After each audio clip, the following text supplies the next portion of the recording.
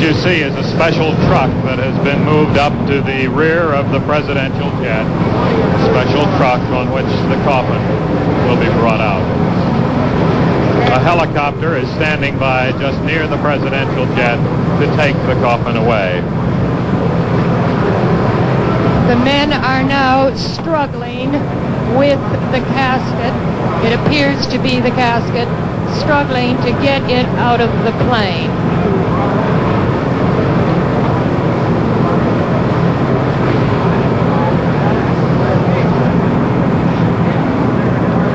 It's a bright, shining casket. It's glistening in the lights here at the airport.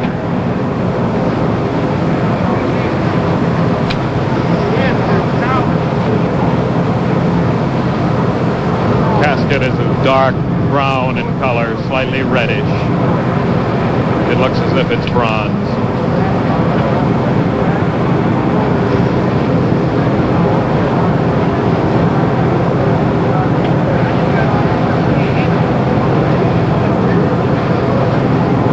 The honor guard slowly marches away from the plane, leaving room for the elevator-like apparatus that is now being lowered.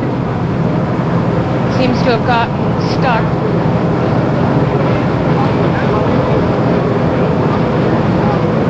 The apparatus is coming down now.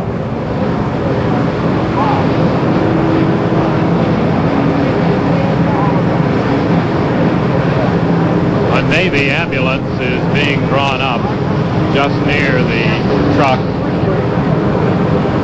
which lowered the casket from the plane.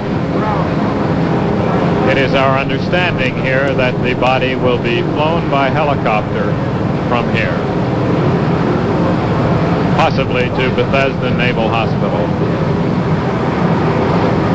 Other senators have reported that the body will be taken by helicopter straight to the White House. There is some difference of opinion as to the exact plans.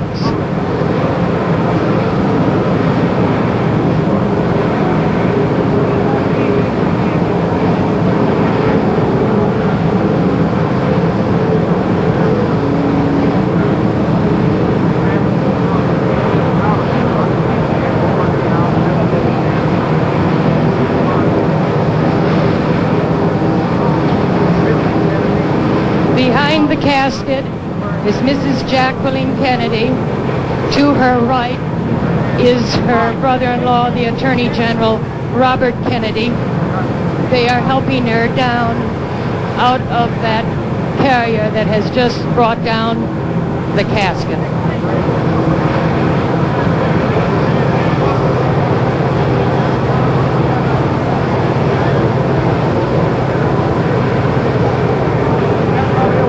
Mrs. Kennedy is apparently getting into the ambulance, the Navy ambulance, with the casket.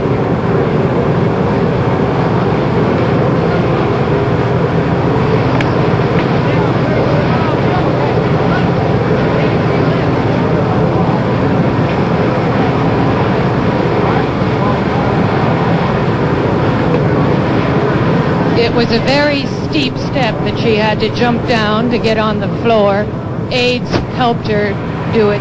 She was helped also by her brother-in-law, the Attorney General, Robert Kennedy. President Lyndon Johnson and Lady Bird Johnson are standing just near the door in the rear of the presidential jet, waiting. Mrs. Lyndon Johnson is holding the new president's hand. And the Navy ambulance moves off with the casket.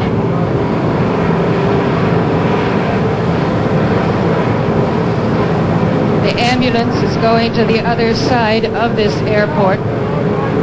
It is supposed to deliver the casket to the helicopters that are standing by.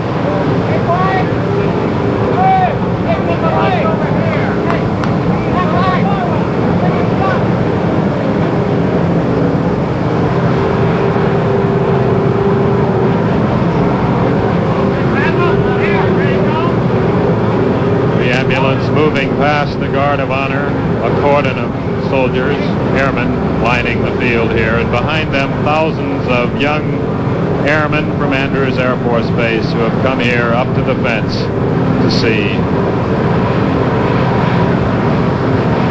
The Secret Service man comes down the steps of the airplane. Now, new President Lyndon Baines Johnson with his wife Lady Bird. They're coming down the steps. They are followed by Johnson aides, including Mrs. Carpenter, Mr. Bill Moyers, former Congressman Homer Thornberry,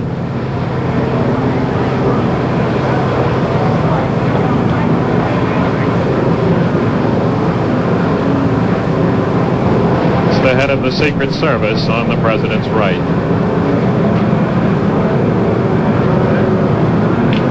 Secretary McNamara and other officials greeting the new president. As he moves now in the direction of an Army helicopter.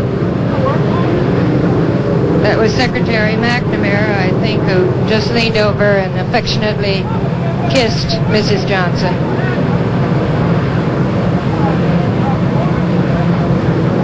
We have heard that Lyndon Johnson, the new president, was going to make a speech here tonight on arrival. The microphones are set up. He appears to be walking toward them now.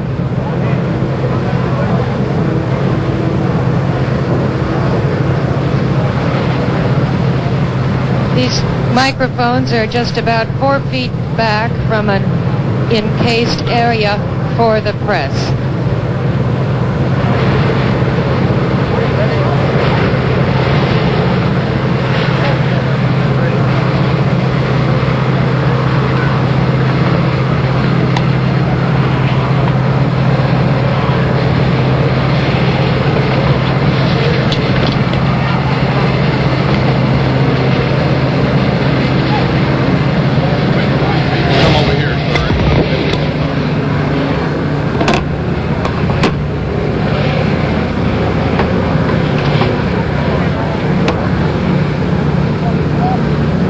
This is a sad time for all people. We have suffered a loss that cannot be weighed. For me, it is a deep personal tragedy. I know that the world shares the sorrow that Mrs. Kennedy and her family bear.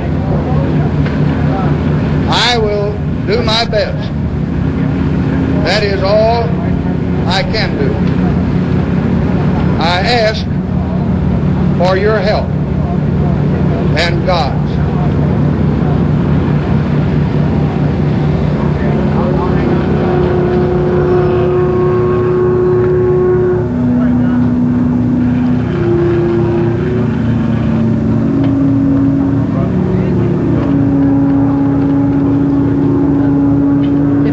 Walks away. He's greeted by Republican Senate Leader Everett Dirksen of Illinois, Hubert Humphrey, the Democratic whip of the Senate, also talking to him. President Johnson has called a meeting of the leaders of both parties, both houses of Congress, to meet with him at the White House tonight at 7:15. Senator Dirksen said earlier this evening that he thought the plans of Congress would depend on precisely when the funeral is. Many members want to go to Boston for the funeral. But he said he did not feel that Congress would adjourn or recess because of what has happened.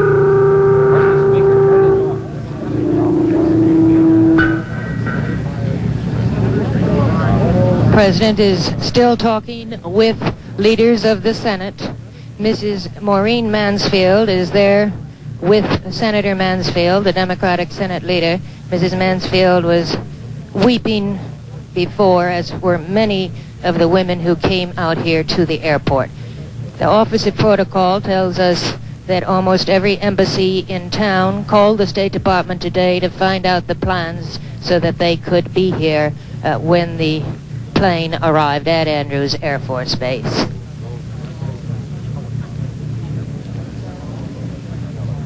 Now President Johnson is moving towards the Army helicopter for the flight to the White House, where he has a meeting scheduled tonight with Secretary McNamara and McGeorge Bundy, other officials. He's shaking hands now with Bill Moyers, one of his aides who was with him during the campaign and who has been with him in most of his activities for the past several years.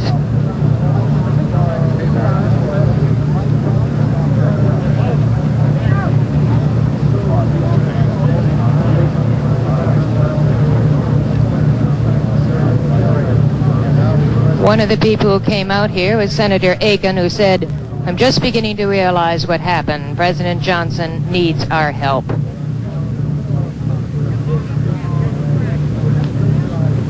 Chief of Protocol Andrew Biddle Duke was out here meeting President Lyndon Johnson.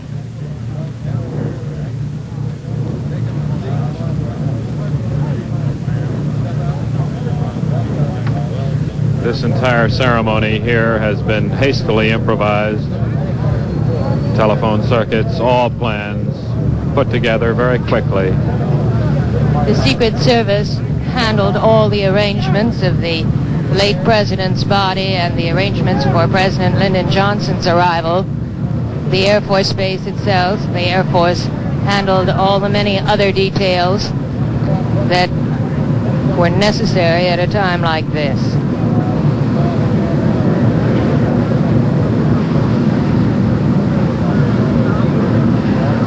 The helicopter bearing new President Lyndon Johnson is about to take off.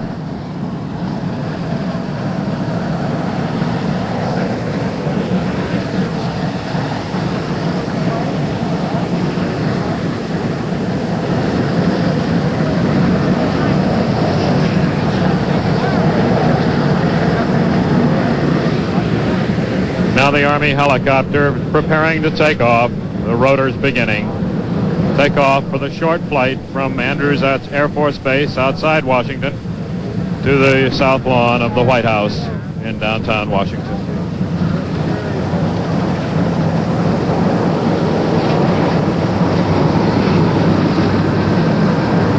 Inside the helicopter, you can see aides talking in animated, very concentrated conversation.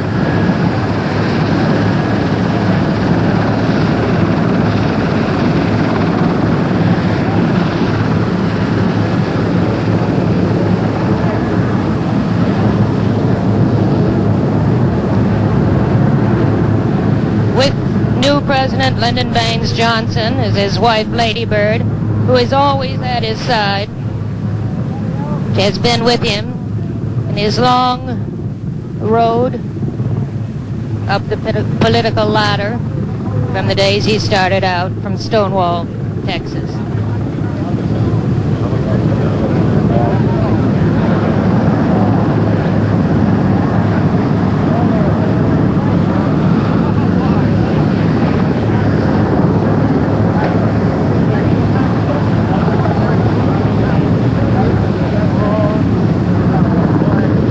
The honor guard is now disappearing from the field.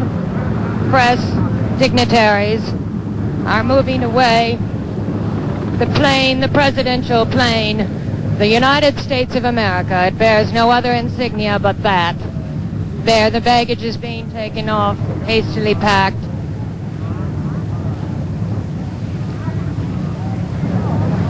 Now the 55-year-old Lyndon Baines Johnson is on his way to the White House, the first time he will enter the White House as president.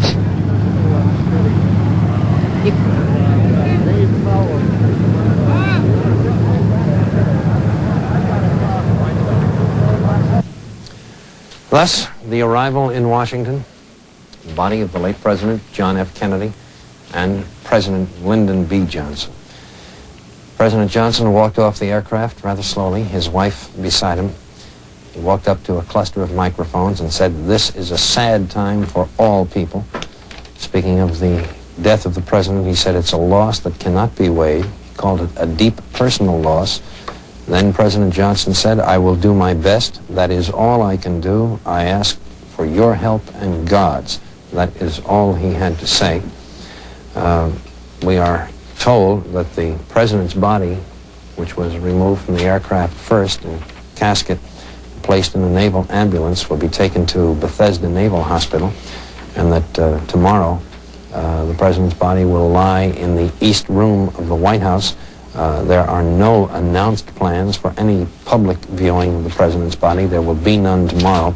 Members of the family, top officials of the government, members of Congress, and members of the diplomatic corps will go to the White House tomorrow at specified times to pay their respects to the late John F. Kennedy. President Johnson is on his way to the White House now.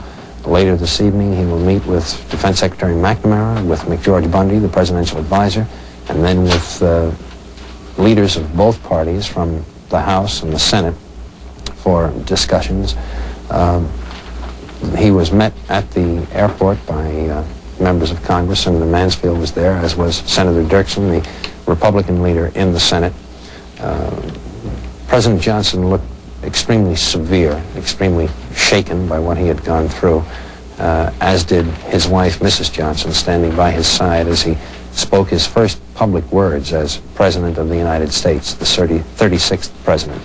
He had been sworn in only about 2.5 to 3 hours earlier by a federal judge in the executive suite of the aircraft in which he arrived at Andrews Air Force Base, in the executive suite of Air Force One, sworn in with his wife and Mrs. Kennedy and as many White House aides as could be crowded into that suite, looking on as Federal Judge Sarah Hughes administered the oath of office to Lyndon Baines Johnson. And so, events which started swiftly, completely unexpectedly and shockingly in Dallas only a matter of about 5 hours ago have gone virtually full circle. The president and the late president are, in a sense, back home, back in the nation's capital. The business of running and governing this nation will go on. Frank? The helicopter is now on its way to the White House. This recent innovation in the United States procedures involving the chief executive is carrying the new president of the United States from Andrews Air Force Base to the White House, where he will now fill out the remainder of John F. Kennedy's term. The term will expire January 20th, 1964. There is, at a time like this, a thirst for detail, as everyone wants to know, and reasonably so, every facet of every part of the story, while fully cognizant that no amount of detail will satisfy, because the simple, brutal shock of the incident itself is what is impelling the attention. And coming as it did, and in a remote part of the country, not in the sense of being so terribly far away, but where the normal facilities that are available to White House staff and crew are strained to their utmost. All arrangements, of course, have had to be improvised, and we're not aware of all the details of the incident as yet, nor are we fully informed on what will transpire from this point on. The simple fact is the President of the United States has been shot and assassinated, and the new President of the United States is Lyndon Baines Johnson. The body has been returned to Washington. The new President is in Washington, is on his way to the White House at this moment. He will meet later in the evening with the Democratic leaders of Congress. We can expect that for the next 2 or 3 days, we will be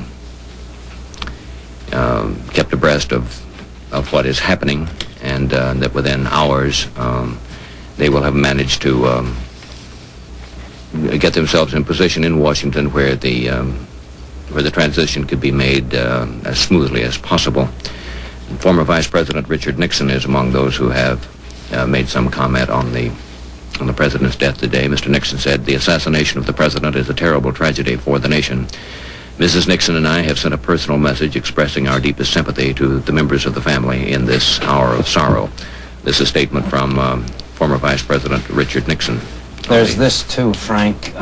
It's announced that the United States Navy ships and land stations throughout the world will fire salutes in tribute to President Kennedy every half hour between 8 a.m. and sunset tomorrow. I imagine that would be local time, wherever the ships and stations are. Of course, the President was in the Navy during World War II. Flags on all ships and stations will be flown at half-staff for 30 days, the Navy announcement said. It's rather ironic and strange that this man should have endured so much in World War II, should have come so close to losing his life in the famous incident involving his PT boat, then should come home and lose his life in Dallas, Texas in a completely unbelievable fashion. The new President of the United States is approaching his residence, the White House. A report from there from NBC's Robert Goralski at the White House. The first of the helicopters from Andrews Air Force Base has just landed here on the south lawn of the White House. It's about a 7-minute trip from Andrews Air Force Base to the White House. President Johnson, I'm sure that many of us have made that mistake and will repeat it many times. President Johnson will shortly emerge from the helicopter to the White House. Immediately after he enters the Executive Mansion, he will have a meeting with Secretary of Defense Robert McNamara and other presidential advisors McGeorge Bundy. The President is about to step off the helicopter now. President Lyndon Johnson appearing at the White House for the first time. There is Mrs. Johnson and the President stepping down from the helicopter. Walking across the south lawn of the White House to the south portico, the President is now talking to his special Secret Service man. Previously, as the head of the Vice Presidential Detail. Vice President Johnson will meet with Secretary of Defense McNamara and McGeorge Bundy almost immediately. That is Secretary of Defense McNamara now talking to Mrs. Johnson.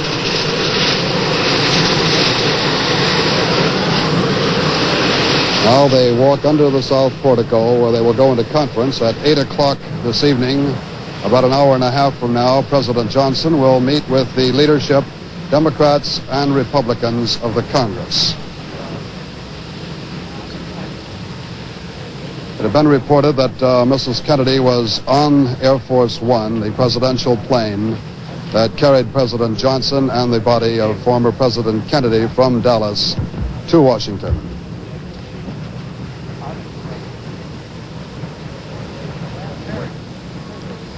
It's not yet known exactly what Vice President Johnson will do in moving to change the personnel at the White House. Undoubtedly, he will keep many of the personnel who served under Mr. Kennedy. There are many changes that will take place, perhaps in the congressional line of action. But President Johnson, with his broad leadership as the Senate Majority Leader for many years, has had perhaps more experience with the Senate of the United States and the Congress of the United States than any president who has served in quite some time. He is a veteran of Capitol Hill activities. In the East Room of the White House, beginning at 10 o'clock tomorrow morning, the body of former President Kennedy will lie in repose. Lie in repose is a term indicating it will be private as opposed to a public lying in state. The other helicopters are now landing at the White House on the south lawn. They too are arriving from Andrews Air Force Base. President Johnson and Mrs. Johnson have entered the White House. This is the first time they will have entered the Executive Mansion as President and First Lady of the United States. There are small crowds outside the White House, extra police details have been put on in case there should be many people turning out to see the new president arriving here. Cars are, however, blocking Pennsylvania Avenue. They're going very, very slowly. They're attempting to move cars as rapidly as possible. The meeting, presumably, will get underway immediately. This is the meeting with President Johnson and Secretary of Defense McNamara and McGeorge Bundy. This is Robert Goralski, NBC News, reporting from the White House. Darkness has settled on the eastern part of the United States. John F. Kennedy, who departed the White House Thursday morning as President of the United States, has returned the victim of an assassin in Dallas, Texas. The man suspected of having committed this offense is under arrest. His name is Lee Oswald. He is now being investigated and interrogated by federal and state authorities in Texas. The new President of the United States, Lyndon Baines Johnson, has arrived with the First Lady at the White House. He will spend the night there. All of NBC's programs for the remainder of this evening and until further notice have been canceled in order that we might keep you completely and fully and immediately abreast of all the developments in this tragedy. Expressions of regret have been heard from around the world. They will not suffice. The President of the United States is dead. We have a new president. And NBC's Chet Hutley and David Brinkley have prepared a special 90-minute program which we will bring you immediately following this break for station identification.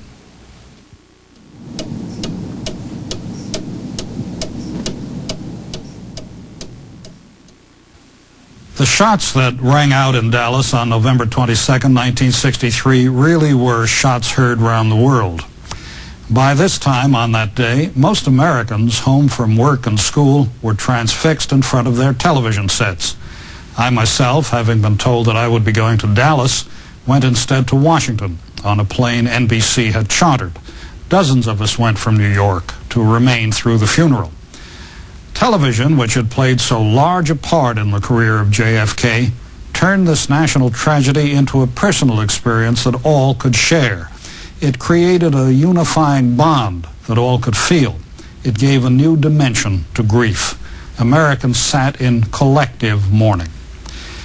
In a sense, the historic nature of this epic television ordeal made the viewers more than just spectators. Each was somehow a participant in the drama.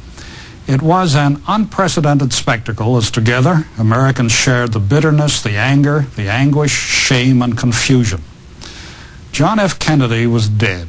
He was now the stuff of legend, and all that he could do for his country was somehow suspended in time between history and myth. Nothing did more to nourish the myth than the continuing television coverage that weekend. What follows is the way America reacted on the night John Kennedy died, as broadcast by NBC News. And it is, by the way, at times like this, that a news organization finds out how good it is, whether it can do the hard jobs, the grim ones. For the next hour and a half, we're featuring select portions of NBC's coverage from the remainder of that mind-numbing day 25 years ago. The evening's coverage began with the Huntley-Brinkley Report. None of us will ever forget where he was and how he felt when the news was announced. In New York City, for a handful of people, the place was the sidewalk beside the open door of NBC News reporter Gabe Pressman's automobile, listening to the loudspeaker of the car radio. They had known for some minutes that the president was gravely wounded. Then came the instant when the worst was confirmed. A flash from Dallas. Two priests who were with President Kennedy say he is dead of bullet wounds.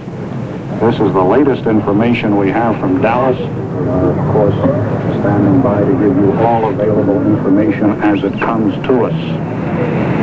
I will repeat with the greatest regret this flash. Two priests who were with President Kennedy say he has died of bullet wounds. Find it hard to believe. Two sources.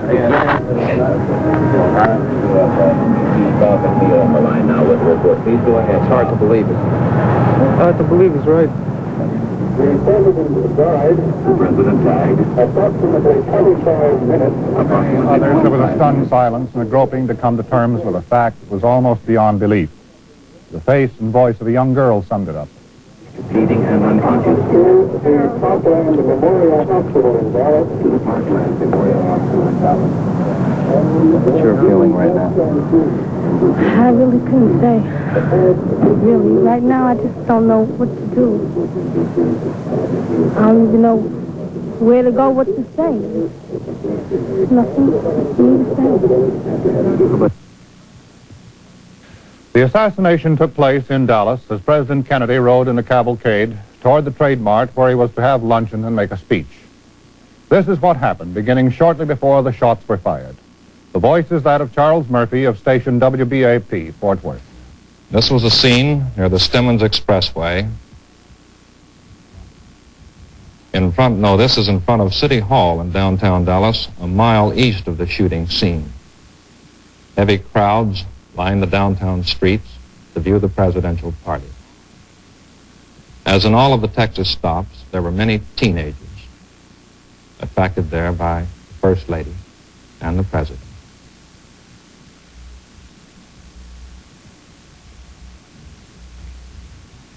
This is Main Street in Dallas. Is this moving west? This is moving west toward the fatal moment.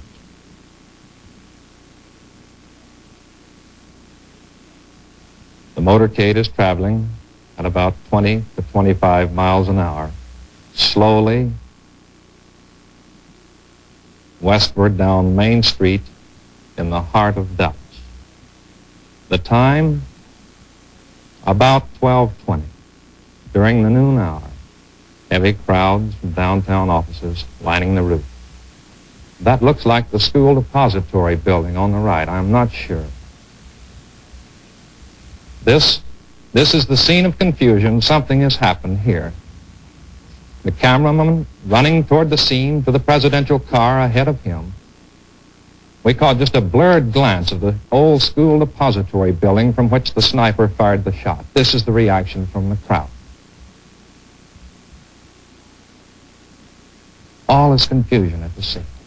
Here a woman shelters herself, now racing toward the hospital. On Stemmons Freeway, past the trademark to the right where the president was to have spoken, where he was to have criticized the fanatical right. There, a picture. That is Parkland Hospital, 1.5 to 2 miles from the shooting scene. Parkland Hospital, where the president died in Dallas. By the time these films were shot, of course, the presidential car was already at the hospital. This is Major General Clifton, the military aide of the president, press secretary going into the hospital. That was silent film of the events along the presidential line of ride, immediately surrounding the fatal moment and described later by reporter Murphy. Thousands had massed 10 and 12 deep along the curb to see the President of the United States. The assassination happened so swiftly, and the motorcade sped off so quickly that few saw it actually taking place. A Dallas man had taken his small son to see the President. Here he tells what he saw. Unfortunately, I was probably 15 to 20 feet away from the President when it happened. Tell us exactly what you saw, sir. He was coming down the street, and my 5-year-old boy and myself were by ourselves on the grass there on Palmer Street, and I asked Joe to wave to him, and Joe waved, and I waved, and the man... That's all right, sir. You go ahead and tell him. As he was waving back, he was the shot rang out, and he slumped down in the seat, and his wife reached up toward him, and as he was slumping down, and the second shot went off, and it just knocked him down from the seat. Two shots? Two shots. Did you see the man who did this? No, sir, I did not see the man who did it. All I did was look in the man's face when he was shot there and saw that expression on his face and grab himself and slide.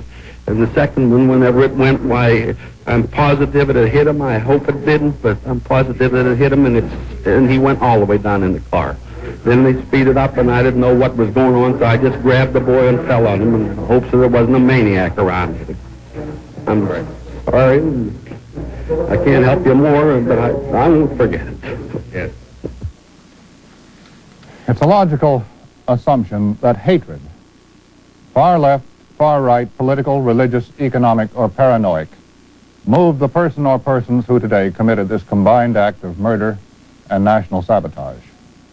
There is in this country, and there has been for too long, an ominous and sickening popularity of hatred. The body of the President lying at this moment in Washington is the thundering testimonial of what hatred comes to and the revolting excesses it perpetrates. Hatred is self-generating, contagious. It feeds upon itself and explodes into violence. It is no inexplicable phenomenon that there are pockets of hatred in our country, areas and communities where the disease is permitted or encouraged or given status by those who can and do influence others. You and I have heard in recent months someone say those Kennedys ought to be shot. A well-known national magazine recently carried an article saying Chief Justice Warren should be hanged.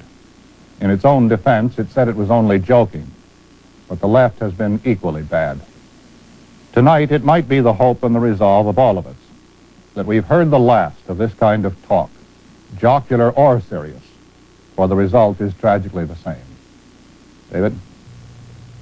In Washington, where everything revolves around the government, and this is a company town, really, and where the president is more than any one person revolves around him, and where in many cases the grief today was personal among people who knew him and worked for him. Here are a few pictures, rather random in nature, of some of the sights around Washington today.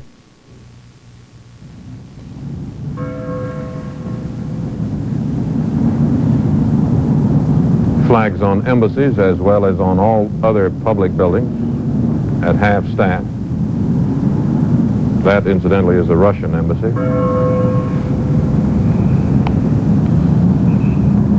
This is Lafayette Park, immediately across Pennsylvania Avenue from the White House, where as soon as the first news came out, people began to gather and stand, as they often do. Just stand.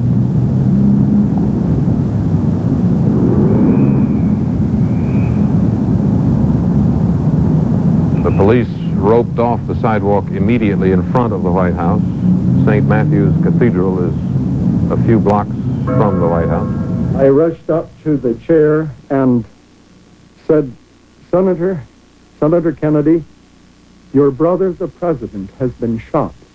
He gave a jerk to his body tensed, but he was absolutely calm. And as I recall, Senator Kennedy, then presiding over the Senate, when he heard this awful news, said no. And that was all.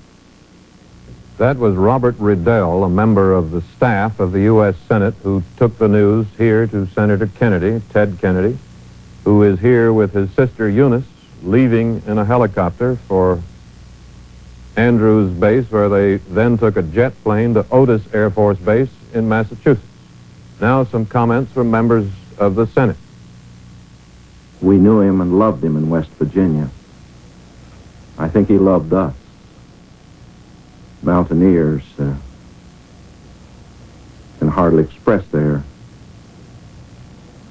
sadness at his going, and this afternoon I hope in just these few rather faltering words I can speak, at least in part, for the people of my state. This good, this decent, this kindly man, this harassed man who had so much on his shoulders and received from some people so little in the way of support in return, this man is now gone to his reward. There are some things that are simply incredible and leave one absolutely speechless. This is one of them.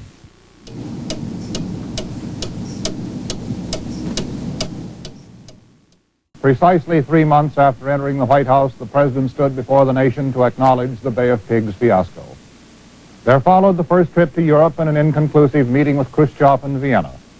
The Berlin issue grew more intense through those summer weeks of 1961. And on the night of August 12th, the communists built the Berlin Wall, and the president elected not to respond with force. A few days later, on August 16th, the Alliance for Progress was announced in the White House before a gathering of Latin American diplomats. In December, the president paid a visit to Latin America. 1962 is the year of trial. In April, the president faced off with the steel industry and a sizable section of the American business community. That autumn, a Negro youth by the name of James Meredith attempted to enter the University of Mississippi, and it required the action of the president to get him in and keep him there safely. In October, President Kennedy issued notice on Premier Khrushchev to remove his missiles and other big weapons from Cuba. The president led us to look for a few hours squarely at the possibility of nuclear war with these words. My fellow citizens, let no one doubt that this is a difficult and dangerous effort on which we have set out. No one can foresee precisely what course it will take, or what costs or casualties will be incurred. Many months of sacrifice and self-discipline lie ahead, months in which both our patience and our will be tested, months in which many threats and denunciations will keep us aware of our dangers. But the greatest danger of all would be to do nothing. The path we have chosen for the present is full of hazards, as all paths are. But it is the one most consistent with our character and courage as a nation and our commitments around the world. The cost of freedom is always high, but Americans have always paid it. And one path we shall never choose, and that is the path of surrender or submission. Our goal is not the victory of might, but the vindication of right. Not peace at the expense of freedom, but both peace and freedom here in this hemisphere, and we hope around the world. God willing, that goal will be achieved. Thank you and good night. We are confronted primarily with a moral issue. It is as old as the Scriptures and is as clear as the American Constitution. The heart of the question is whether all Americans are to be afforded equal rights and equal opportunities, whether we are going to treat our fellow Americans as we want to be treated.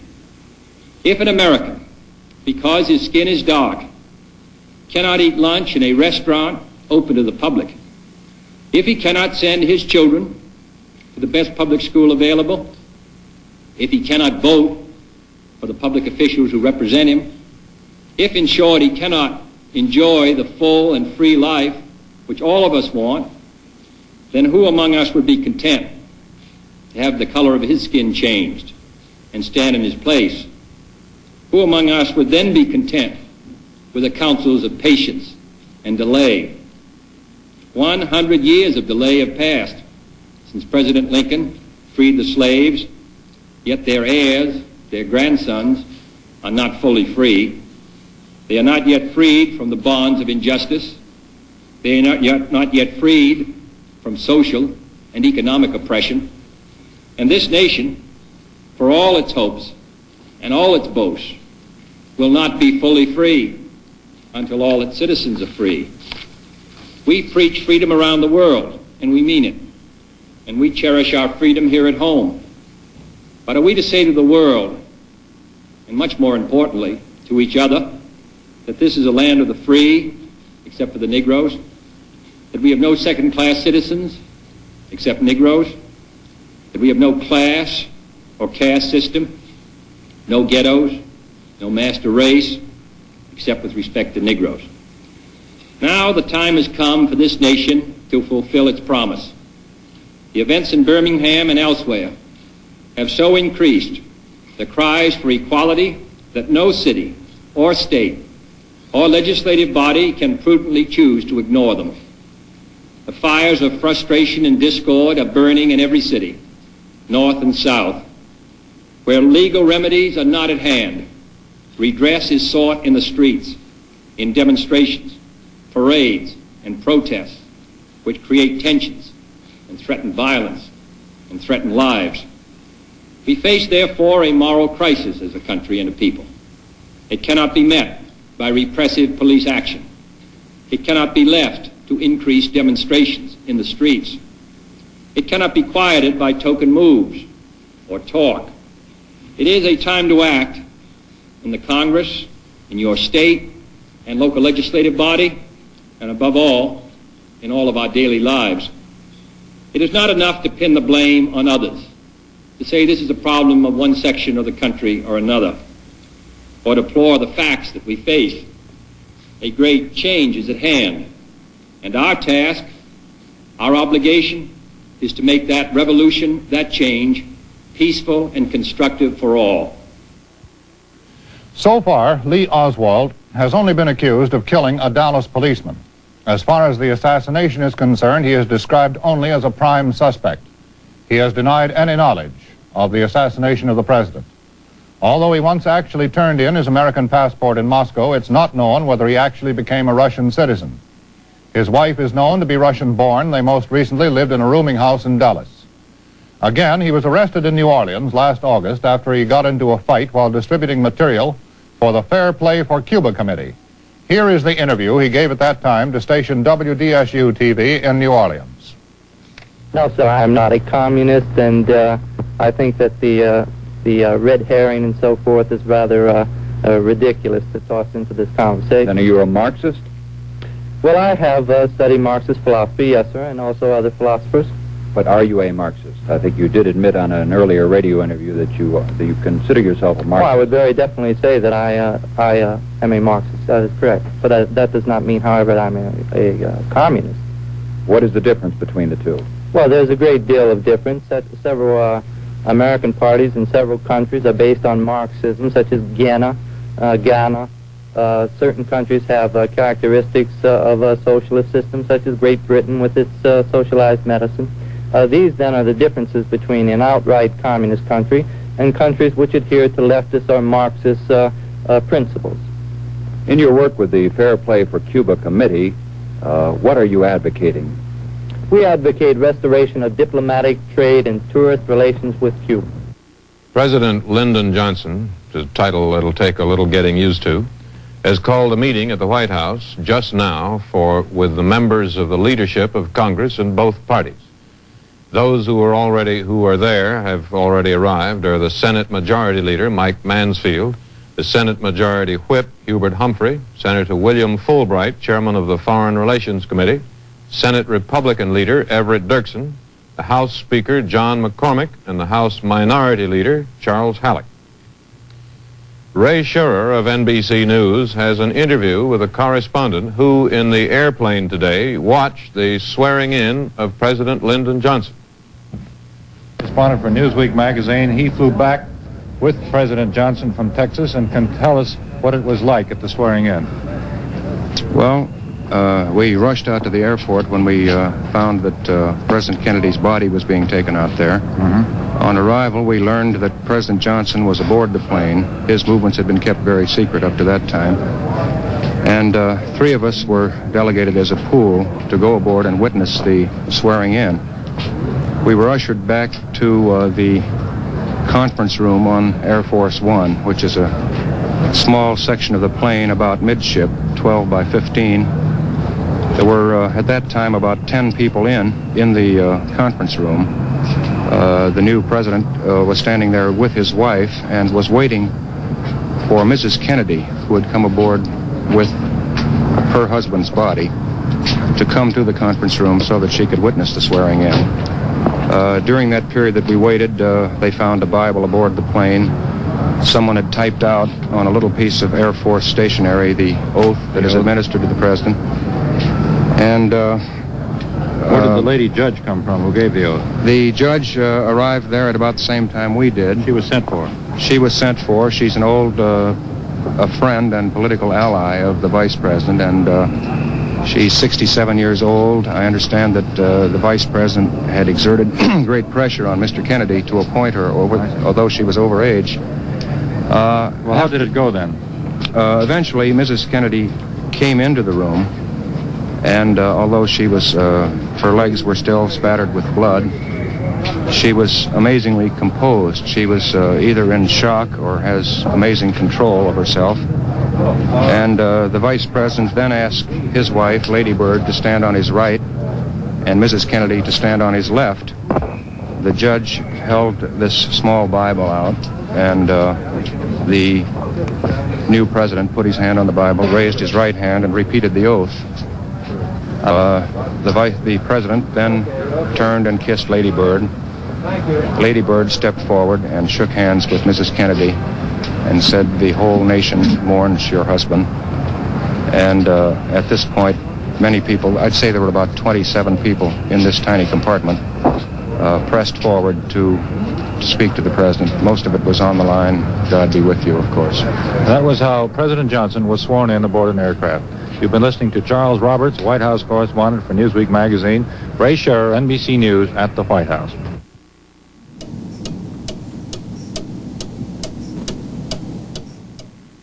We do have this further word from Dallas. The prime suspect being held in connection with the assassination of President Kennedy is Lee H. Oswald. As you are perhaps aware, a Dallas policeman was killed a short time after the president was assassinated in a gun struggle with Oswald, and Oswald has been formally charged with that murder. However, no charges, so far as we know, have yet been lodged against him in connection with the assassination of President Kennedy. We have a report from Dallas bearing on this suspect, Oswald. It says the gunman who slew the President of the United States was a calculating man, that he had to be. For the shots that killed the President and wounded Texas Governor John Connally came from a pre-selected spot with a clear view of the motorcade. And there was evidence that the gunman sat and calmly gnawed fried chicken, waiting for the moment to kill. Police have one suspect, a man with ties to the shooting, but Lee H. Oswald, who is 24 years old, after 2 hours of questioning, more than that by now, is still clinging to his story that he did not do it. The fatal shots came from a floor of the Texas School Book Depository building. It was at a 45-degree angle about 100 yards away. Police know at least that much. They found the rifle partly hidden behind some books. It was a bolt-action model. We still do not know exactly what kind of rifle it was. We've had conflicting reports throughout the afternoon, some saying that it was British, others that it was German, even Japanese. They found some spent cartridges and scraps of the chicken meal. Thousands of persons were in the vicinity. The route of the president had been well publicized, and maps in the newspapers were pinpointed with the route that the president's motorcade would follow. 45 minutes after the president was shot, a Dallas policeman was slain, and this led to the arrest of Oswald, who has now been charged with that murder. Oswald was taken from a small theater, and he put up a fight, firing once from a pistol and cutting patrolman N.M. McDonald in a scuffle. Oswald, who is about 5 feet 9 inches tall and weighs about 160 pounds, answered the description of a young man sighted at the book depository building just before the president was shot. He was arrogant as he was brought in for questioning. When he saw a crowd of newsmen, he raised his handcuffed hands in a clenched fist. It is difficult to say exactly how the nation has reacted to what happened today in Dallas, Texas. It is difficult to say how long it will take for the full realization of what happened to really sink in. But there are these random observations made in the New York area today which may prove of interest. Over at St. Patrick's Cathedral, within the hour, I noticed that every available candle in the church was already lighted. There was not one that you could walk in and light in offering of prayers for the soul of President Kennedy. Across the street from the cathedral, one of the Fifth Avenue department stores had lowered the blinds on every single display window on 50th and 49th Streets and on Fifth Avenue, save one. The corner window at 50th and 5th held an oil portrait of President Kennedy and about 6 dozen red roses. That is all. There is this note on how some school children found out about what happened today. High school children in one New Jersey town were told, bluntly, truthfully, exactly what had happened. Grammar school children in the same town were told only something dreadful has happened. Go straight home immediately after school. They did, and told their mother that something dreadful had happened and asked what it was. The mother turned on the radio, and the family found out together exactly what it was and just how dreadful it is. Trying to assess now the impact on citizens in the city of New York of what happened today, and here is a report from NBC's Gabe Pressman. For the first time since the death of Franklin Delano Roosevelt, the lights of Broadway have been blacked out voluntarily. The theaters are closed. The Great White Way is dark. Normally tens of thousands of people are here. On a Friday night tonight, the streets, relatively speaking, are deserted. A large cluster of people around our mobile unit, but the stores are closed. The signs are dark, and here in Times Square, the bustling, exciting atmosphere of a normal weekend night is missing. In the faces of the people and talking to them, you hear again and again the words incredible. I still don't believe it. When I heard the news, I cried, I prayed. The atmosphere is most solemn. It is most depressing. We've seen those sailors here tonight with sweethearts on their arm. We've seen no smiles, no laughter. The cop on the beat here is Patrolman Martin Friedel. Patrolman Friedel, have you ever seen Times Square like this? All the time I've been here, I've never seen it like this. I mean, it's really something. You can sense the remorselessness on the people's faces. You can see it on them, and you can also sense it. By myself and all the officers I've seen, I've talked to, they all feel the same way. They all have like an open feeling in their stomach, just like I have. It's really something. It's really bad. I mean, even in the station house, there was no kidding around or anything like that today. Everybody was just dead serious. And you yourself? Myself, like I said before, I've got an open feeling in my stomach. It's really tragic. Very few people here compared to a normal Friday night. Well, this is by no means a normal Friday night. Not by any means, not close to it. All your theaters are shut down, all the movies. The people are around, but Broadway is not Broadway tonight. Not the way it usually is. The body of President Kennedy was transported from Andrews Air Force Base to the hospital in Bethesda by a Navy ambulance. And closeted in grief behind drawn curtains were the president's widow, along with a group of his closest friends and associates. The route traveled from Andrews Air Force Base in nearby Maryland to Bethesda Naval Hospital, where the body will be held overnight. Speaker John W. McCormick has announced that the president will be taken to the White House tomorrow and then will lie in state in the Capitol for public mourning all day Sunday.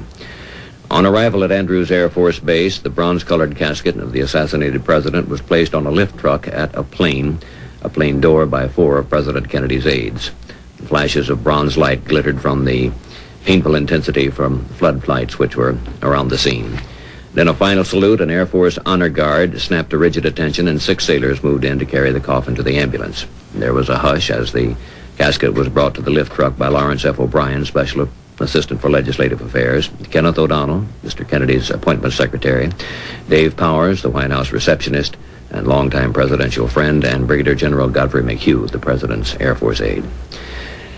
Mrs. Kennedy appeared strained from the grief. She was escorted by Attorney General Robert Kennedy and her husband's naval aide, Captain Tazewell Shepard. Joining the mourners in the ambulance was Mrs. Evelyn Lincoln, President Kennedy's secretary over the years. Waiting aboard the aircraft itself were President Johnson and the First Lady, Mrs. Lady Bird Johnson. They later took a helicopter and flew to the White House, where the president has just completed a meeting with leaders of the administration and asked them to give him all support. Bill? The latest word we had from Washington, from NBC's Ray Scherer, is that President Johnson is in executive offices across the street from the White House, that he has met with congressional leaders from both parties, and they have pledged their united support to him in this tragedy. Mrs. Kennedy and the children have disappeared from public view. There is no word on where they are at this time. And now we would attempt something that, of course, cannot really be done, not definitively. Nonetheless, we will try to, in words and pictures, bring you a summation, an evaluation of the man who died today. Washington, D.C., January 20th, 1961. Inauguration day of the 35th President of the United States, John Fitzgerald Kennedy, age 43. Only a few generations have been granted the role of defending freedom in its hour of maximum danger. I do not shrink from this responsibility. I welcome it.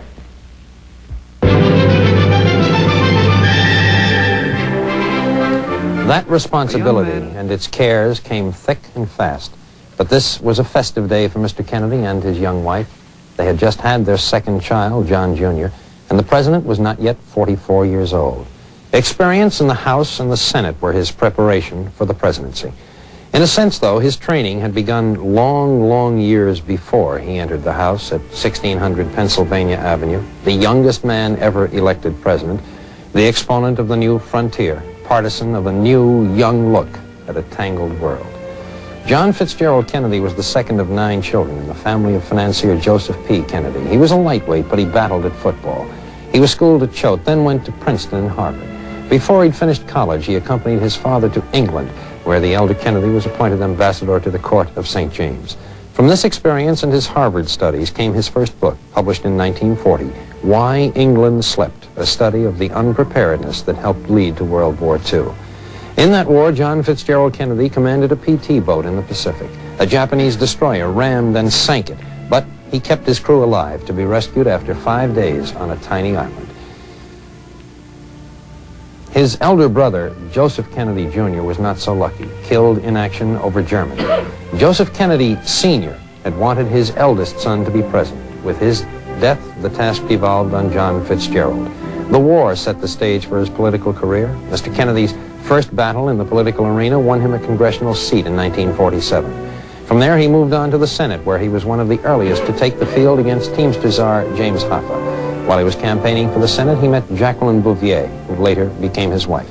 Their courtship and marriage were delayed because of the press of politics, but as soon as his public work permitted, they were married. The ceremony was performed on September 12, 1953, at St. Mary's Church in Newport, Rhode Island. The ceremony performed by the Most Reverend Richard Cushing, now Richard Cardinal Cushing. Their wedding was considered one of the year's social highlights. Back in the Senate, Mr. Kennedy was faced with another problem. A war-incurred back injury began to give him trouble. He entered Manhattan's Hospital for Special Surgery in October 1954 and underwent a double fusion of spinal discs. After his recovery, Mrs. Kennedy said the day he threw away his crutches was one of the happiest in her life. Mr. Kennedy refused to let illness or his personal life interfere with his career. And in 1960, he went to the convention seeking nomination for the nation's highest office. The convention in Los Angeles was a knockdown, drag-out affair. Critics felt he was too young, that he lacked experience for the high office he sought. But his strategists overcame all opposition, and he was selected to face Richard Nixon in one of the nation's toughest elections. Mr. Kennedy was never one to duck a tough fight. When the campaign started, he came out full strength with a demand that Nixon debate with him on the key issues of the day. His opponent agreed, and they met in political combat in the world's first televised debate between two presidential candidates. There are some who say these televised meetings gave Mr. Kennedy the edge. There were no holds barred in the campaign that followed. Cuba and other key issues of the day occupied most of the interest. At no time was there any doubt that the election would be one of the closest in the nation's history. This was borne out on Election Day when the voters began going to the polls. Mr. Kennedy and members of his family waited out the election at Hyannisport in Massachusetts while the voters decided whether they wanted to continue the policies of President Eisenhower by electing his vice president or change the administration by sending a Democrat to the White House, the nation's first Roman Catholic president. The returns seesawed, first giving the edge to one side and then to the other. When there seemed to be no doubt that Mr. Kennedy had been elected president, he made this brief statement. Every degree of mind and spirit that I possess will be devoted to the long-range interests of the United States and to the cause of freedom around the world. So now my wife and I prepare for a new administration and for a new baby. Thank you. One of President Kennedy's gravest problems in foreign affairs, and the one that brought the closest confrontation with Soviet Premier Khrushchev, was Cuba. Early in September of 1962, the president warned that Premier Castro's military strength had been bolstered by deliveries of Soviet equipment. The warnings were repeated. On October 22nd, the president cut short a Western campaign trip to make an 18-minute television speech of national urgency. He told the nation a series of offensive missile sites were in preparation in Cuba, and that he had ordered a naval and air arms quarantine of the island. It shall be the policy of this nation to regard any nuclear missile launched from Cuba against any nation in the Western Hemisphere as an attack by the Soviet Union on the United States, requiring a full retaliatory response upon the Soviet Union. Within the next 10 days, and under the threat of nuclear war, developments were fast. The quarantine was imposed. A Soviet ship stopped and searched. Finally, Khrushchev agreed to dismantle the bases under UN inspection. And on November 2nd, the president reported that Soviet missile bases were being dismantled. As the focal point of international interest and tension drifted away from that little island in the Caribbean, President Kennedy still faced a number of major international problems, including those with our Western allies. The government of Britain's Prime Minister Macmillan, a staunch ally, was on the wane, and America's traditional friendship with France, although kept up on the surface, was gradually being strained, with President de Gaulle stubbornly clinging to an almost go-it-alone role, seeking to become an independent nuclear power.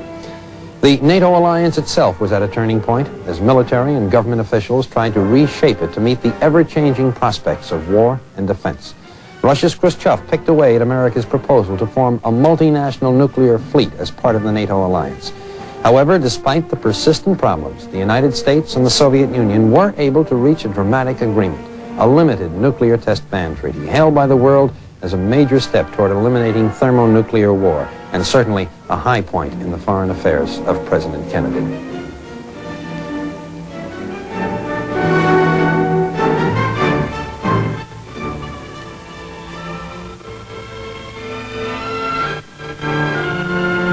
Mr. Kennedy, who sailed from his youth, made boating a chief relaxation. And with Mrs. Kennedy, he made festivities at last year's America's Cup race in Newport a very special occasion. The dinner was given by the Australian ambassador at the Breakers, one of the most famous mansions in Newport. The demands of state heavily curtailed the president's family life.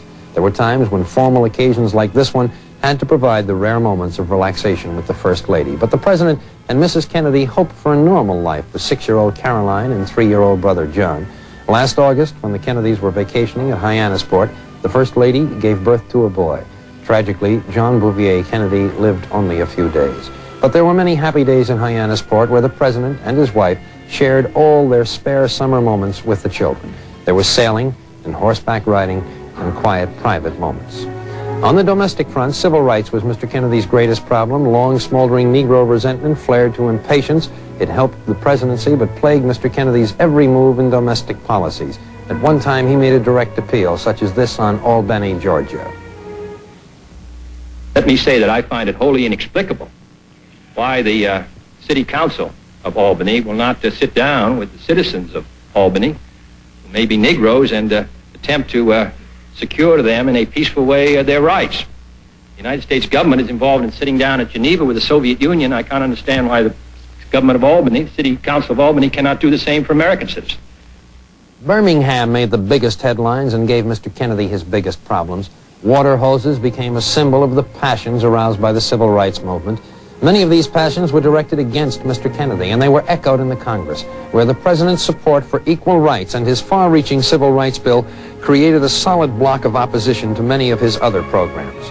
Even the historic August March on Washington, to which Mr. Kennedy gave his blessing, failed to break the congressional logjam. And at what turned out to be his final news conference, Mr. Kennedy conceded that his civil rights bill would not pass this year.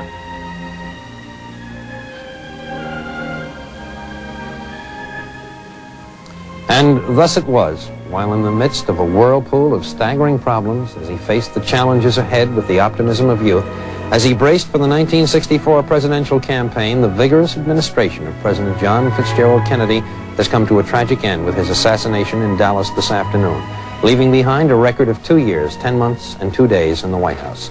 At his inauguration, that chilly, breezy day in January 1961, President Kennedy spoke these words, which will be indelibly etched in millions of American hearts. The energy, the faith, the devotion which we bring to this endeavor will light our country and all who serve it. And the glow from that fire can truly light the world. And so, my fellow Americans, ask not what your country can do for you. Ask what you can do for your country.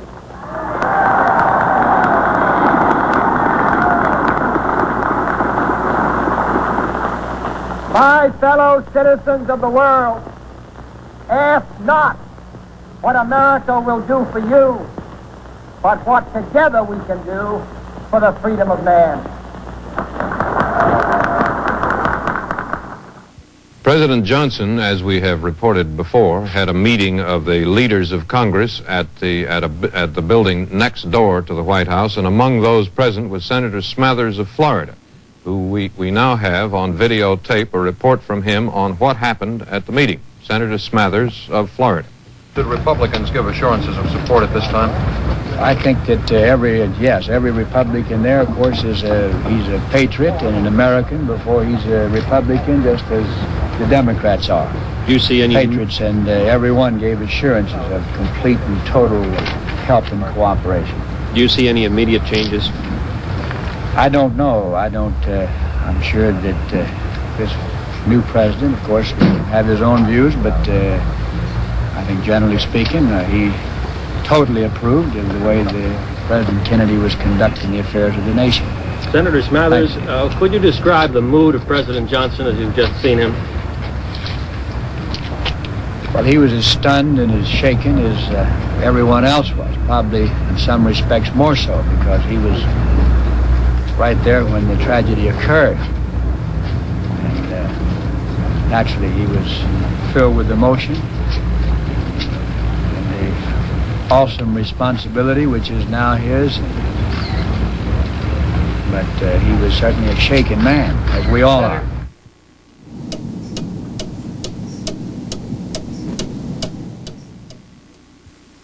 The lives of all of us have today been profoundly changed. It's not yet possible to say exactly how much or in precisely which particulars, but they have been irrevocably changed.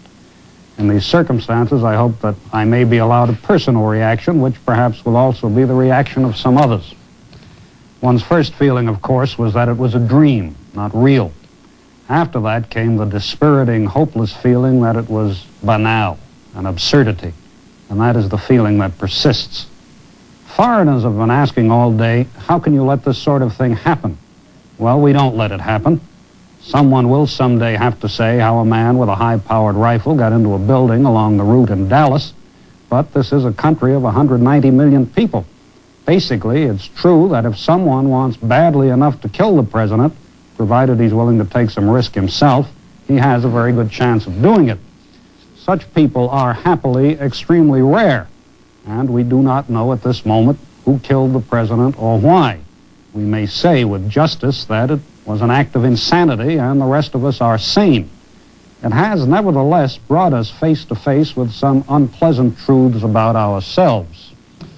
The main point that emerges from this day's events is that the United States is still a country of violence. Violence plays a part in our political life, and not only through assassination. We've seen that in the last 3 years and in the years before that. We are, some of us, in the habit of laughing at the Latin American nations for the way in which their governments turn over. A lot of them do turn over.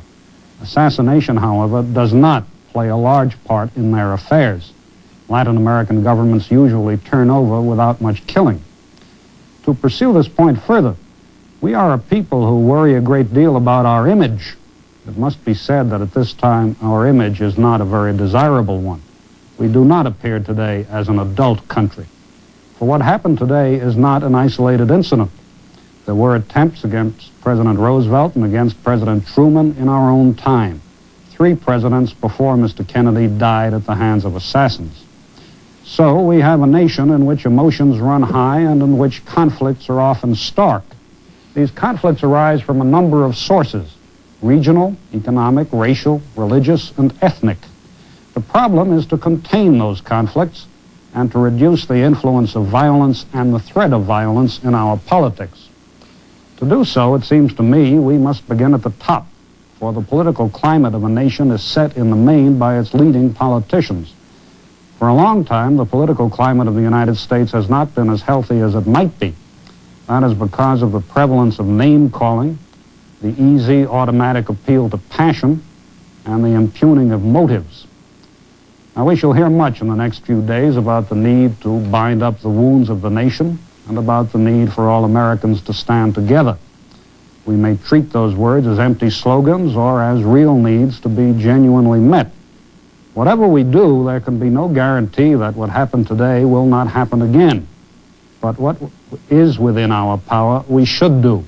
And it is within our power to be more serious about our public life. If I may be permitted one more word, we will hear much in the next days and weeks about the continuity of our government. President Kennedy has been killed. President Johnson has taken over. The business of government goes on. We may draw some satisfaction from the fact that the business of government goes on, but it is not a cause for congratulation. It is what should be expected, even from what we Americans are tonight, a grossly diminished people. All across the United States, people are still, I think, perhaps responding more with disbelief even yet than any other single emotion to the tragedy which occurred today. This is mingled with shock and anger and a genuine puzzlement that this sort of thing can happen in our country at this late stage in our development. One of the places where we have had cameras brought out and mobile units set up is in San Francisco. So for a sampling of the mood in that West Coast city, we now go to station KRON-TV in San Francisco and Jerry Jensen. The atmosphere of gloom and silent despair which has fallen over every part of the United States today is very clearly in evidence here in San Francisco. And any difference in the reaction of the people here on the West Coast is perhaps due to the difference in time. Because of the time difference, people in San Francisco learned of the tragic assassination of President Kennedy even before noon today, so that they have had one half of a whole working day to contemplate this tragedy. A large crowd is now gathered. I'd like to get some reaction from you people. How do you feel about hearing this news? I still can't believe it. I know it happened, but I still can't believe it. Where were you when you first learned of the death? I work here at the Chronicle. I was at my desk. Sir, what are your feelings? I was shocked and almost beyond belief. I was at work when I first heard of it in Richmond, and knew somebody came into the office and mentioned something about it. It's still too much to believe. I'm very saddened by the horrible thing that happened. It's almost impossible still to comprehend a terrible disaster. Thank you. And you, sir? Well, I think this is something that everyone in the country shares the blame for. And I hope that everyone, especially the southern white moderates, take every possible step they can to see that it never happens again or anything like it. I hope that the moderates, especially in the South, do everything they can to quell this type of fanaticism and stop it. This is going to destroy the South and perhaps the whole country. Sir? Well, sir, I work for the Chronicle in the printing department as a machinist, and I was very saddened and shocked. Everybody I worked with was very heartfelt and sad. Mr. Kennedy, who has helped to do so much for our country, uniting for peaceful purposes and banning the bomb and civil actions that Mr. Kennedy was always for, and I feel it's a great loss to the country. Thank you, sir. Perhaps the best reaction is best summed up. A hero is dead, and the people know it. This is Jerry Jensen reporting from San Francisco.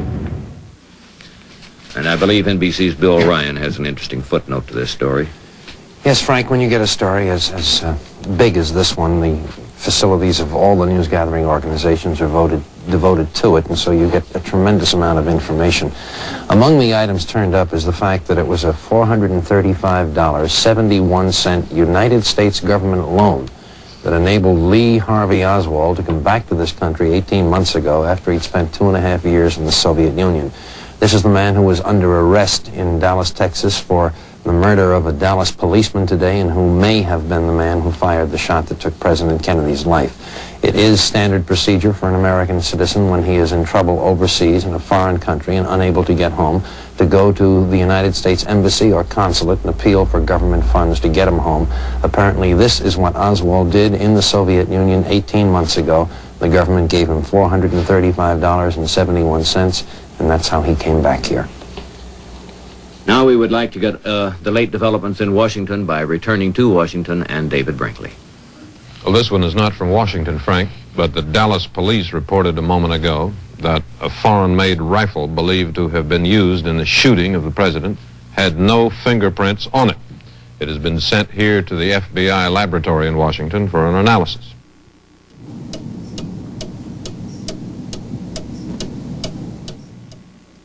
We have some late word on the condition of Governor John Connally of Texas, who was wounded by the sniper who assassinated President Kennedy.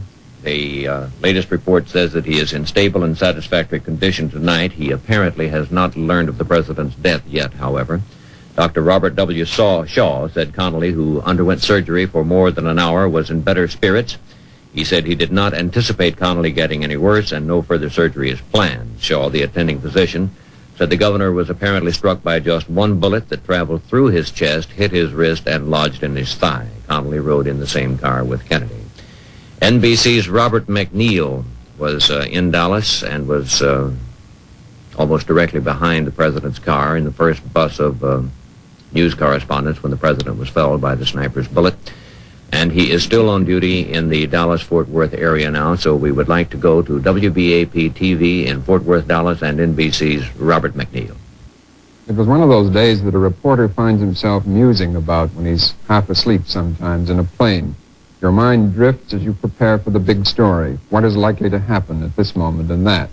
Sometimes your mind drifts to the most extreme thing that could happen, and you hastily dismiss it because the most extreme thing never does happen. You pull your mind back to the ordinary things that always do happen. This day began in the rain with the ordinary things for a popular president on a grassroots tour, even if it was ostensibly non-political. For a young president with politics in his blood, a refreshing contact with the source of his power, a delirious crowd outside his Fort Worth hotel. His wife, he told them, wasn't there because she was still organizing herself. It takes her longer, the president said, because she looks better than we do. Take longer. That's because she looks better than we do.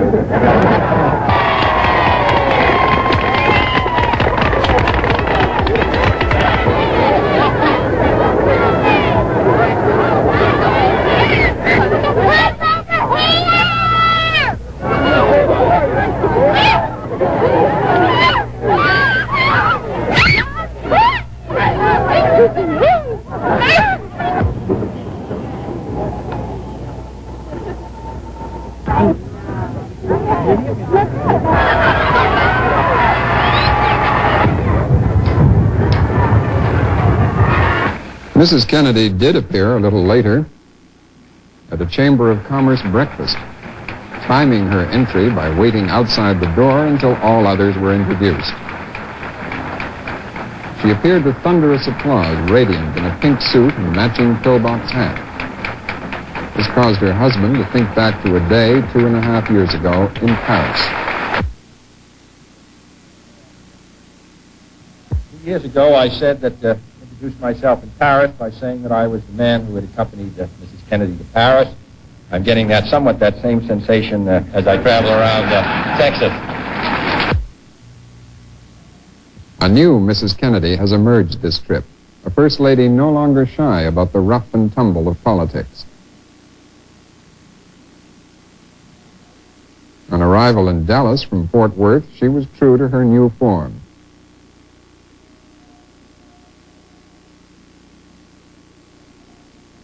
She plunged ahead of the president into the ecstatic crowds. Some of them caught her glove, mauled her sleeve, even grabbed one of the roses off its stem. There were no hostile signs at the airport crowd, only eagerness for contact with the Kennedys.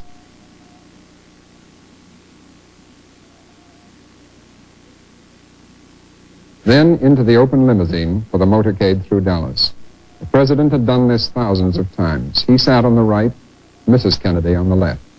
Everywhere the crowds were bigger than expected. Dallas authorities were jittery. Security precautions were the heaviest in the city's history. Dallas was determined that its name, smirched round the world by the attack on UN Ambassador Adlai Stevenson last month, would not be dragged through the mud again. There were heavy police forces all along the route. All possible troublemakers had been searched out and warned. All but one. The downtown streets. In the first press bus, we strained to catch any signs of the hostility the Dallas precautions had led us to expect. But all we saw was a vast and friendly crowd, but many thousands of welcome jack signs. It's approaching 12:30 p.m. Dallas time. The crowds in the tall business district are overfilling the sidewalks. Some throw streamers and torn paper in a miniature ticker tape parade. The reporters look at each other. There have been no incidents. At about 12:32, the motorcade turns a corner into a parkway. The crowds are thinner. NBC cameraman Dave Wigman, in a car ahead of us, takes a passing shot of a building, then 3 shots are heard, like toy explosions. Wigman jumps from his car, running towards the president with his camera running. People scream and lie down, grabbing their children. I leave the motorcade and run after police who appear to be chasing somebody. The motorcade moves off fast. We don't know it, but the president is mortally wounded in the head and throat. His car races for the hospital. The police find no one and return. Looking for a phone, I go into an office. It's on the ground floor of this building, the Texas School Book Depository. It is not more than 4 minutes after the shooting.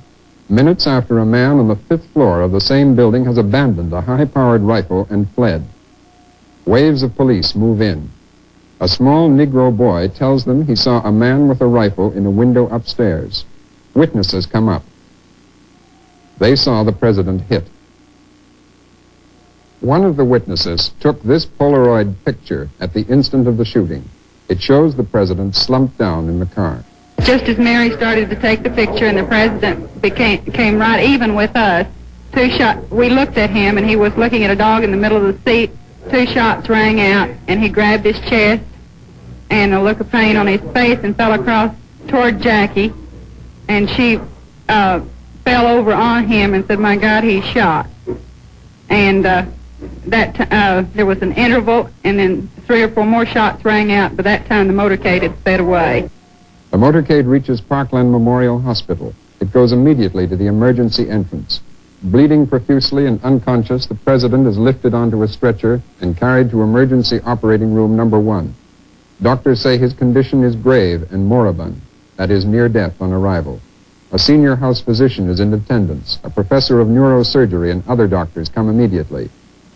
Mrs. Kennedy, untouched by the bullets, is with her husband. Texas Governor John Connally, also seriously wounded, is also in an emergency ward. The doctors try every possible way to save the president. Oxygen is given and anesthetics, a blood transfusion, a tracheotomy, that is, making an opening in the throat to aid breathing. The president's heart stops.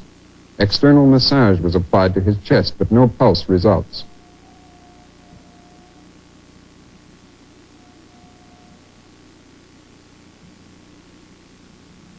A priest is called to administer the last rites of the Roman Catholic Church.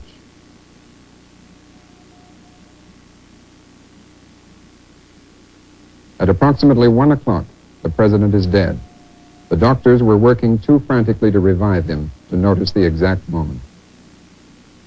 The press and public do not know the president is dead for another half hour.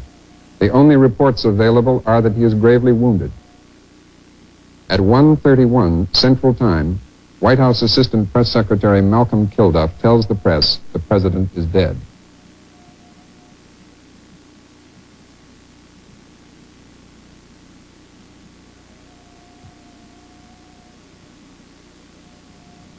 At that moment, Vice President Lyndon Johnson, suddenly the new president, leaves the hospital. A new Secret Service detail just arrived, forms up around him, and he leaves for the airport. There, in the president's jet plane, Air Force One, a hastily summoned woman federal judge with a borrowed Bible administers the oath of office. The president's body, in a bronze coffin, is flown to Washington.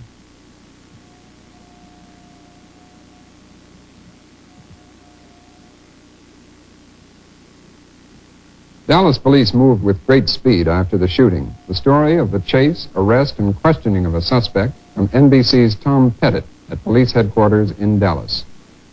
In Fort Worth, 28 miles west of Dallas, police picked up one suspect who was later cleared and released. The man apprehended was identified by Fort Worth police as 22-year-old Donald House of Ranger, Texas. House was picked up after Dallas police put out a pickup order on his car following the shooting and killing of a Dallas police officer. As he was taken into police headquarters, House shouted, "I didn't do it." And after questioning, he was completely cleared and released. In Dallas, the prime suspect still is being questioned. He is 24-year-old Lee Oswald of Dallas, a former Marine who spent some time in Russia, who at one time had applied for Soviet citizenship.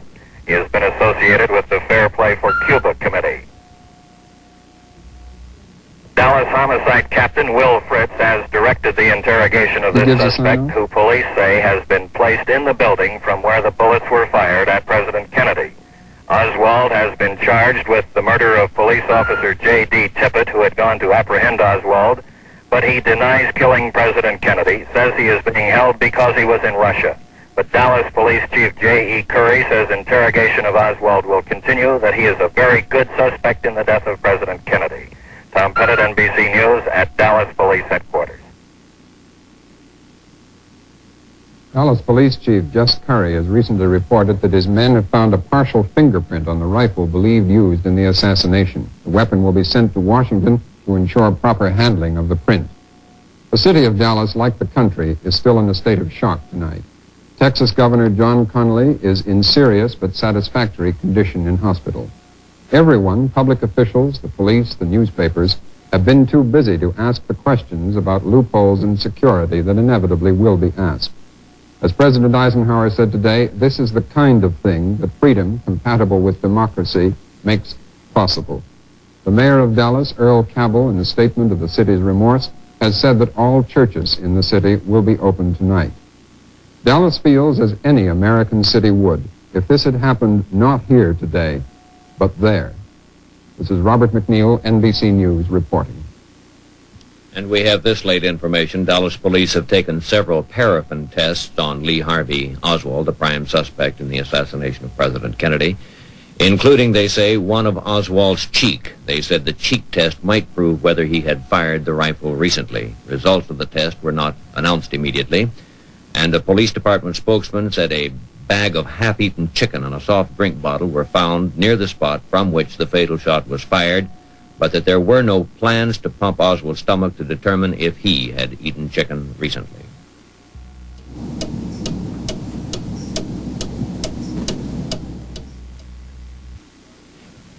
Secretary of State Dean Rusk and other high-ranking American officials were on their way to the Far East when the tragic news was radioed to them in flight. They immediately turned around, made a stop in Honolulu, and took off shortly thereafter for the return flight to Washington. They are expected momentarily at Andrews Air Force Base, so we go to Andrews Air Force Base outside Washington and NBC's Herb Kaplow. Secretary of State Rusk leads the party down the ramp, shakes hands with the Chief of Protocol, Angier Biddle-Duke, and then Undersecretary of Commerce, Franklin Roosevelt Jr., Undersecretary of State George Ball, Deputy Undersecretary of State for Political Affairs, Hugh Alexis Johnson. Other members of the Cabinet, Commerce Secretary Hodges, Interior Secretary Udall, Agriculture Secretary Freeman, Treasury Secretary Dillon, Labor Secretary Willard Wirtz. Those of us who have had the high privilege of serving closely with President Kennedy will always cherish the gallantry and the wisdom and the grace with which he carried his awesome and lonely responsibilities. This is a great nation with great strength and much unfinished business. And one of our greatest Americans is now present. President Johnson needs and deserves our fullest support as he takes up these high responsibilities on behalf of all of us Americans. We're about to wind this up for tonight because about all that could happen on one day has.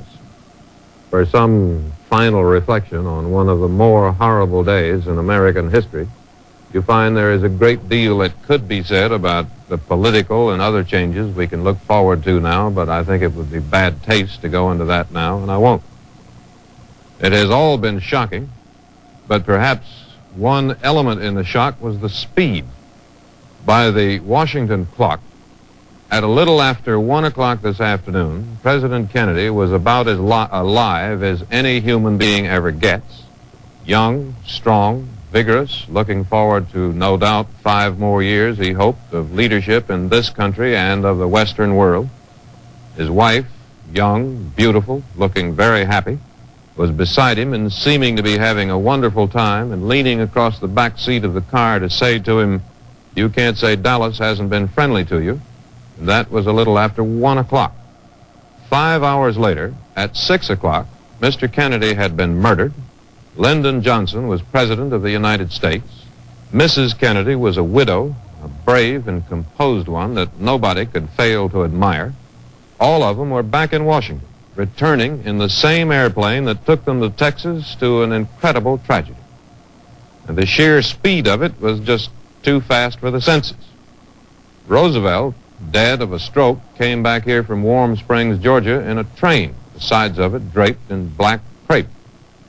It steamed majestically across the southern landscape toward Washington, taking a little time about it and giving everybody a time to think a bit about what had happened. But not today. There is seldom any time to think anymore, and today there was none.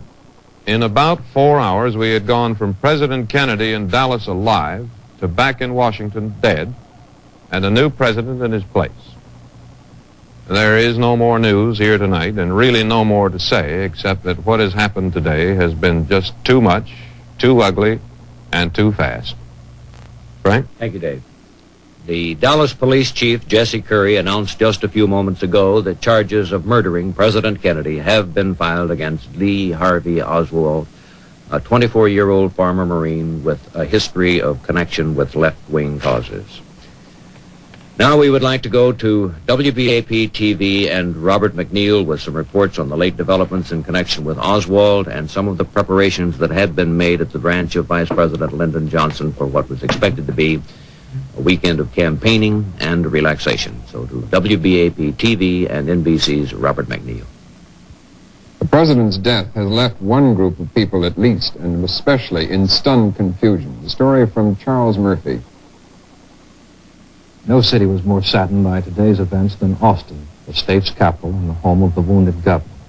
Austin City Auditorium was to have been the setting tonight for a gala $100 a plate political banquet. Hundreds of persons who would have attended the dinner had already arrived in the city. Preparations for the thousands of guests stopped suddenly when the tragic news was heard.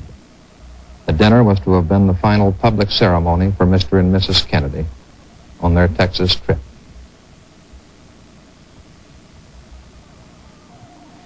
The 24-year-old prisoner who has been under questioning by Dallas police for over 8 hours has just been formally charged with the murder of President Kennedy. But the prisoner, Lee Oswald, has not admitted the shooting himself, and Dallas Police Chief Jfk'S Curry describes him as a stoic individual who admits nothing. He believes he's being held because he once lived in Russia. Oswald, who said 2 years ago he wanted Russian citizenship, was fined $10 recently in New Orleans for distributing communist literature. He's married to a Russian woman who was brought to the police station with their small daughter and his mother, who lives in a Dallas suburb. She was also questioned and said, "I am heartbroken about this. He is really a good boy."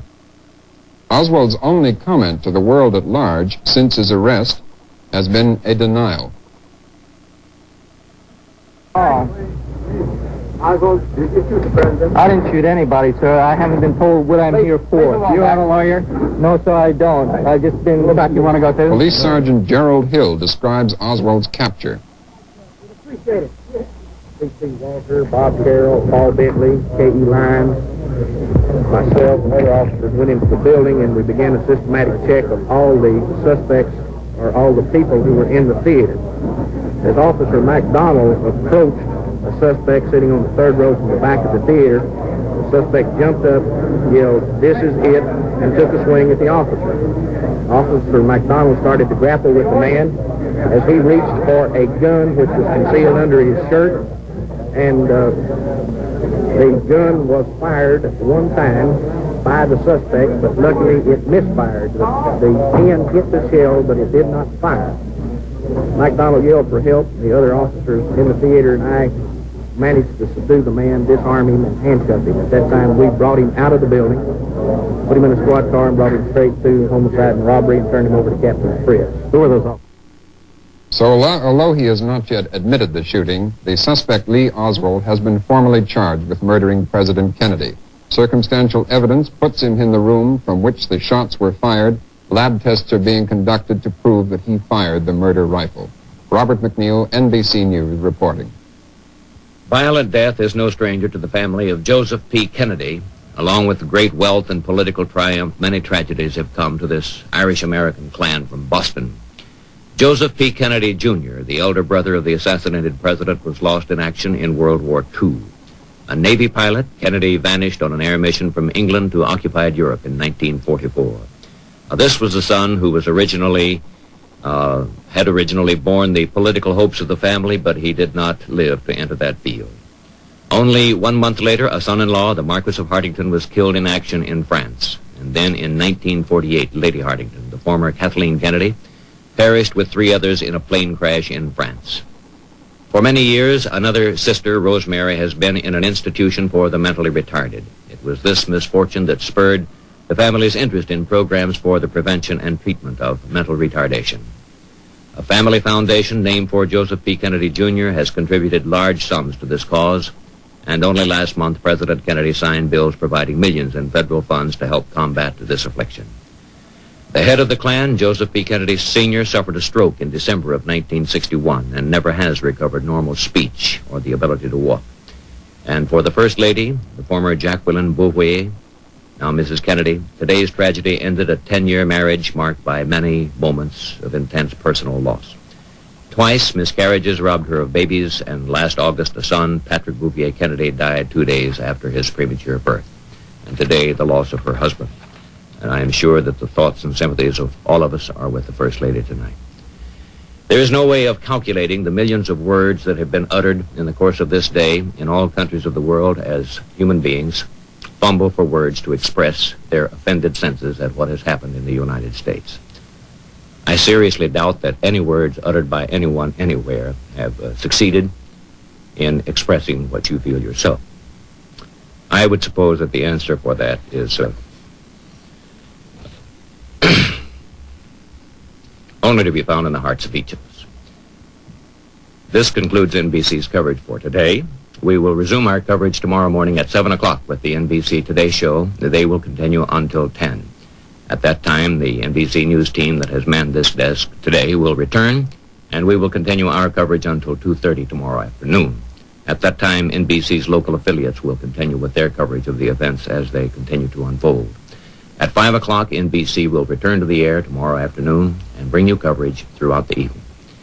This is Frank McGee, NBC News, speaking for Bill Ryan, Chet Huntley, David Brinkley, Herb Kaplow, Peter Hackus, Robert McNeil, and literally hundreds of other technicians and newsmen who have worked throughout the day to bring you this sad story.